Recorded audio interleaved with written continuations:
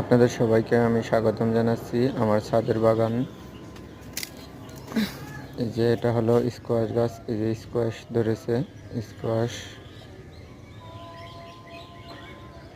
এটা হলো লাউ গাছ, এদিকে এগুলো লাউ গাছ এবং এটাও স্কোয়াশ গাছ।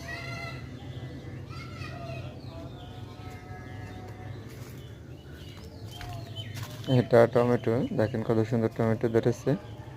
এই যে টমেটো, এটা বছরের শেষের দিকে টমেটো, এখনো আসে নাই সিজন শেষ, তবে আমার টমেটো এখন শুধু ধরছে, এখন সিজন শেষের দিকে।